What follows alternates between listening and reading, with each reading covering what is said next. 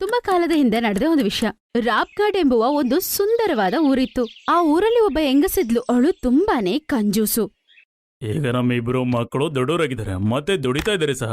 ಯಾಕೆ ಅವ್ರಿಗೆ ಮದುವೆ ಮಾಡಬಾರ್ದು? ಮತ್ತೆ ಚಿಕ್ಕೋಳ್ದು ಸಹ ಮದುವೆ ಮಾಡ್ಬೇಕಾಗುತ್ತೆ. ನೀವೇನ್ ಮಾತಾಡ್ತಿದ್ದೀರಾ?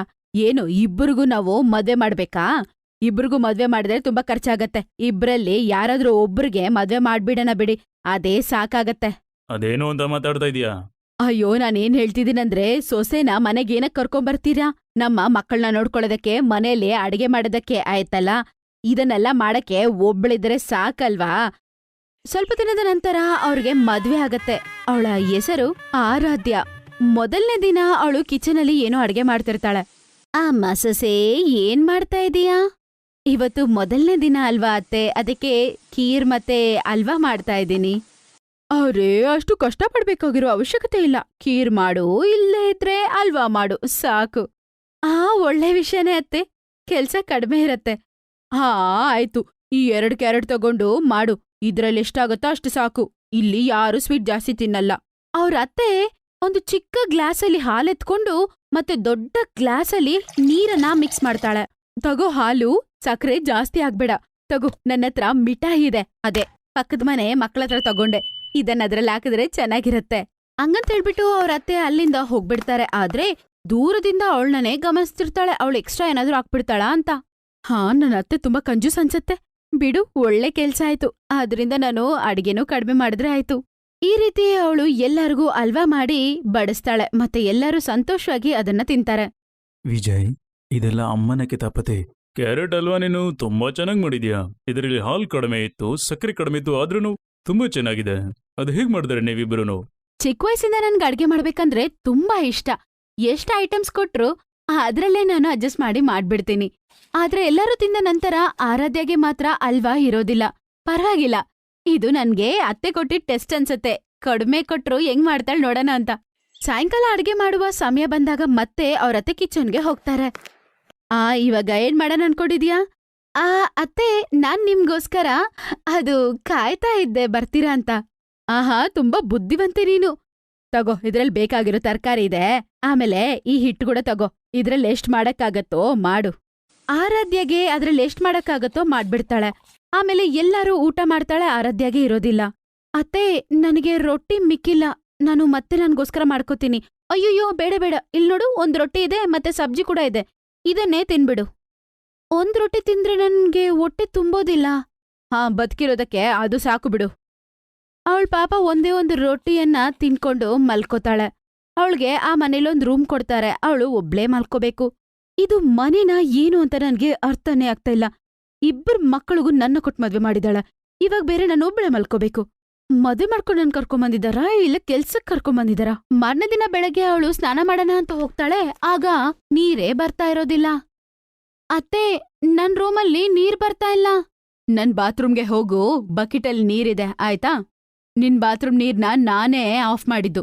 ಆಮೇಲೆ ಅವಳು ಅವ್ರ ಅತ್ತೆಯ ರೂಮ್ಗೆ ಹೋಗಿ ನೋಡ್ತಾಳೆ. ಬಾತ್ರೂಮಲ್ಲಿ 1/2 ಬಕೆಟ್ ನೀರಿರತ್ತೆ. ಅವಳು ಅದನ್ನೇ ಎತ್ಕೊಂಡು ಅವಳ ಬಾತ್ರೂಮ್ ಬರ್ತಾಳೆ. ಈ ಅತ್ತೆದು ತುಂಬಾ ಅತಿ ಆಯ್ತು. ನೀರ್ಗೆ ಕೂಡ ಕಂಜೂಸ್ ಮಾಡ್ತಿದ್ದಾಳೆ ಅಲ್ವಪ್ಪ, ಏನ್ ಮಾಡೋದು? ಈ ರೀತಿ ಸೊಸೆಗೆ ಅವಳು ತುಂಬಾನೇ ಕಷ್ಟ ಕೊಡ್ತಿರ್ತಾಳೆ. ತಿನ್ನೋದಕ್ಕೂ ಸರಿಯಾದ ಊಟನೂ ಕೊಡೋದಿಲ್ಲ, ಮತ್ತೆ ಸ್ನಾನ ಮಾಡೋದಕ್ಕೂ ಕೂಡ ಅವಳು ನೀರ್ ಕೊಡ್ತಿರ್ಲಿಲ್ಲ. ವಿಜಯ್, ಇವತ್ ನಾವಿಬ್ರು ಪಾರ್ಟಿಗೆ ಹೋಗ್ಬೇಕು. ಎಲ್ರೂ ನಮ್ಮ ಹೆಂಡ್ತಿನ ಮೀಟ್ ಮಾಡ್ಬೇಕಂತೆ. ಅಜಯ್ ಮತ್ತೆ ವಿಜಯ್ ಕರೀತಾರೆ.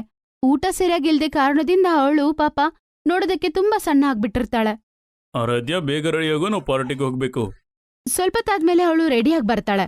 ಆರಾಧ್ಯ, ಪಾರ್ಟಿ ಹೆಸರು ಕೇಳ್ತಿದ್ದಂತೆ. ಎಲ್ಲ ಹುಡುಗಿರು ಗಂಟೆಗಟ್ಲೆ ಮೇಕಪ್ ಮಾಡ್ತಿರ್ತಾರೆ. ನೀನ್ ಕೇವಲ ಬಟ್ಟೆ ಬದಲಾಯಿಸಿದೆ ಅಷ್ಟೇ, ಮೇಕಪ್ಪೇ ಮಾಡಿಲ್ಲ. ಏನ್ ಹೇಳಿ ನಾನು? ಮೇಕಪ್ ಅನ್ನೋ ಹೆಸರಲ್ಲಿ ಅತ್ತೆ ಪೌಡ್ರ್ ಕೊಟ್ರು, ಅದನ್ನೇ ಹಾಕೊಂಡ್ ಬಂದೆ. ಅಮ್ಮ ಅಂತೂ ಇವಾಗ ಮೇಕಪ್ ಅಲ್ಲೂ ಕಂಜೂಸ್ ಮಾಡ್ತಾ ಇದಾರೆ. ಅಸಲಿಗೆ ಅಮ್ಮನಿಗೆ ನಾವು ಏನೂ ಹೇಳೋಕ್ಕಾಗಲ್ಲ. ನೀನ್ ನಡಿ ನಮ್ ಜೊತೆ. ಅವ್ರ ಮೂವರು ಒಂದು ಪಾರ್ಟಿಗೆ ಹೋಗ್ತಾರೆ. ಏನಜಯ್, ಅತ್ತಿಗೆ ಅಂತೂ 0 ಫಿಗರ್ ತರಿದ್ದಾರೆ. ಅತ್ತಿಗೆ ಅನ್ಸುತ್ತೆ ನೀವೇನು ತಿನ್ನೋದೇ ಇಲ್ಲ ಅಂತ. ಅದೇನು ಇಲ್ಲ, ಬದ್ಕದಕ್ಕೆ ಎಷ್ಟು ಊಟ ಬೇಕಾಗತ್ತಲ್ವಾ, ಅದನ್ನ ಅತ್ತೆ ಕೊಡ್ತಿದ್ದಾರೆ, ಸಾಕು. ಏನ್ ವಿಜಯ್, ಅಜಯ್ ಏನೋ ಅವ್ರ ಹೆಂಡ್ತಿನ ಕರ್ಕೊಂಬಂದ. ನೀನಿ ನಿಮ್ ಹೆಂಡ್ತಿನ ಕರ್ಕೊಂಬಂದಿಲ್ವಾ? ಇಲ್ಲಿ ನನ್ ಮುಂದೆನೆ ನಿಂತ್ಕೊಂಡಿದ್ದಲ್ಲ. ಆದ್ರೆ ಇದು ಅಜಯ್ ಅವರ ಹೆಂಡ್ತಿ ಅಲ್ವಾ? ಆರಾಧೆ ನಮ್ಮಿಬ್ಬರ ಹೆಂಡ್ತಿ. ಅದನ್ ಕೇಳಿಸ್ಕೊಂಡಲ್ಲಿರೋರೆಲ್ಲರೂ ಶಾಕ್ ಆಗ್ಬಿಡ್ತಾರೆ. ಎಲ್ಲರೂ ನಗಕ್ ಶುರು ಮಾಡ್ತಾರೆ. ಆಮೇಲೆ ಅಜಯ್ ವಿಜಯ್ ಅವಳನ್ನ ಕರ್ಕೊಂಡು ಮನೆಗ್ ಬಂದ್ಬಿಡ್ತಾರೆ. ಮನೆಗ್ ಬಂದಿದ ತಕ್ಷಣ ಅವಳು ತಲೆ ತಿರುಗಿ ಬಿದ್ಬಿಡ್ತಾಳೆ. ಅಮ್ಮ, ಅಪ್ಪ, ನಾನು ಡಾಕ್ಟರ್ನ ಕರಿತೀನಿ. ಡಾಕ್ಟರ್ನ ಕರಿಬೇಕಾಗಿರೋ ಅವಶ್ಯಕತೆ ಇಲ್ಲ. ಡಾಕ್ಟರ್ ಬಂದ್ರೆ ತುಂಬಾ ಫೀಸ್ ತಗೋತಾರೆ. ಕಾಂಪೌಂಡರ್ ಇದ್ರೆ ಕರ್ಕೊಂಡ್ ಬನ್ನಿ ಸಾಕು. ಅಷ್ಟ್ರಲ್ಲೇ ಅವ್ರ ಮಾವ ಅಲ್ಲಿಗೆ ಬರ್ತಾರೆ.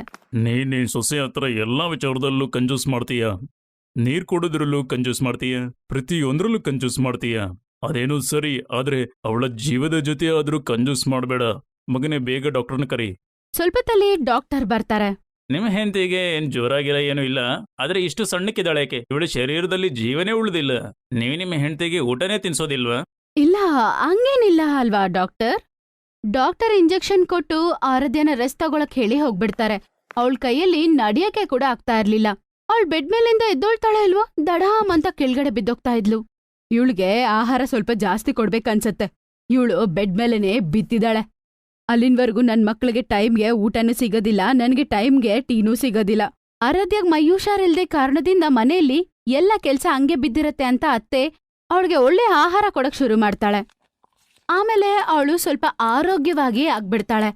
ಆಮೇಲೆ ಅವ್ರ ಅತ್ತೆ ಹೇಳ್ತಾರೆ, ಇಲ್ ನೋಡಮ್ಮ ಸೊಸೆ, ಇನ್ಮೇಲೆ ಈ ಕಿಚನ್ ವಿಷಯದಲ್ಲಿ ನಿನ್ನತ್ರ ನಾನು ಕಂಜೂಸ್ತನ ಮಾಡಲ್ಲ. ನಿನ್ಗೇನಾದ್ರೂ ಆಗ್ಬಿಟ್ರೆ ಆಮೇಲೆ ನನ್ನನ್ ಬೈಕೋತಾರ ಎಲ್ಲರೂ. ಅಷ್ಟ್ರಲ್ಲೇ ಅಜಯ್ ವಿಜಯ್ ಫ್ರೆಂಡ್ ಒಬ್ಬ ಪೊಲೀಸ್ನ ಕರ್ಕೊಂಡ್ ಬರ್ತಾರೆ. ನೋಡಿ, ನನಗೆ ಸುದ್ದಿ ಸಿಕ್ಕಿದೆ, ನೀವು ನಿಮ್ಮಿಬ್ಬರ ಮಕ್ಕಳಿಗೆ ಒಂದೇ ಹುಡುಗಿಯ ಜೊತೆ ಮದ್ವೆ ಮಾಡ್ಸಿದ್ದೀರಾ ಅಂತ. ಇದು ಕಾನೂನು ಪ್ರಕಾರ ಅಪರಾಧ. ಅಜಯ್ ವಿಜಯ್ ಎಲ್ಲ ಅರ್ಥ ಮಾಡ್ಕೋತಾರೆ. ಇನ್ಸ್ಪೆಕ್ಟರ್ ಸಾಹೇಬ್ರೆ, ಎಲ್ಲ ತಪ್ಪು ನಂದೆ. ನಾನೇನ್ ಯೋಚನೆ ಮಾಡ್ದೆ ಅಂದ್ರೆ, ಇಬ್ಬರಿಗೂ ಮದ್ವೆ ಮಾಡೋದ್ ಯಾಕೆ, ಒಬ್ಬರ್ಗ್ ಮಾಡಿದ್ರೆ ಸಾಕು, ಮನೆಗ್ ಸೊಸೆ ಬರ್ತಾಳೆ, ಮತ್ತೆ ಅವಳೇ ಮನೆ ಕೆಲ್ಸ ಎಲ್ಲ ನೋಡ್ಕೋತಾಳೆ ಅಂತ. ಸೊಸೆ ಕೇವಲ ಕೆಲಸ ಮಾಡೋದಕ್ಕೆಲ್ಲ ಇರೋದು. ನೀವು ಮದುವೆ ಮಾಡ್ಕೊಂಡು ಇಲ್ಲಿಗೆ ಬಂದಾಗ ನೀವು ಕೇವಲ ಕೆಲಸ ಮಾಡೋಕ್ ಬಂದಿದ್ದೀರಾ? ಒಂದ್ ವೇಳೆ ಕೇವಲ ಕೆಲಸ ಮಾಡೋಕ್ ನೀವು ಬಂದಿದ್ದಿದ್ರೆ ನಿಮಗೆ 2 ಮಕ್ಕಳು ಆಗ್ತಿರ್ಲಿಲ್ಲ. ಒಂದೇ ರೂಮಲ್ಲಿ ಅಣ್ಣ ತಮ್ಮಂದಿರು ಮತ್ತೆ ಹೆಂಡತಿ, ಕೇಳಿಸ್ಕೊಳಕ್ಕೆ ಎಷ್ಟು ಅಸಹ್ಯ ಅನ್ಸುತ್ತೆ. ಅಯ್ಯೋ ಇಲ್ಲ ಸಾಹೇಬ್ರೆ, ಇಲ್ಲಿ ನಾವು ಅವಳಿಗೆ ಬೇರೆ ರೂಮ್ ಕೊಟ್ಟಿದೀವಿ. ಇಷ್ಟುವರೆಗೂ ಅವಳು ನನ್ ಮಕ್ಕಳ ಜೊತೆ ಯಾವಾಗ್ಲೂ ಮಲ್ಗೇ ಇಲ್ಲ. ಹೌದು ಸರ್, ಅವರು ಹೇಳ್ತಿರೋದ್ ನಿಜಾನೇ. ನಾನು ಸಪ್ರೇಟ್ ರೂಮಲ್ಲೇ ಮಲಗ್ತಿದ್ದೀನಿ. ಫಸ್ಟ್ ಟೈಮ್ ಲೈಫಲ್ಲಿ ಇದು ನೋಡ್ತಿದ್ದೀನಿ. ಆಮೇಲೆ ಅಜಯ್ ಜೊತೆ ಅವಳಿಗೆ ಮತ್ತೆ ಮದ್ವೆನೋ ಮಾಡ್ತಾರೆ. ಆಮೇಲೆ ಅವ್ರ ಅತ್ತೆ ಇದೆಲ್ಲ ನಡೆದ ನಂತರ ಕಂಜೂಸ್ತನವನ್ನು ಬಿಟ್ಬಿಡ್ತಾಳೆ.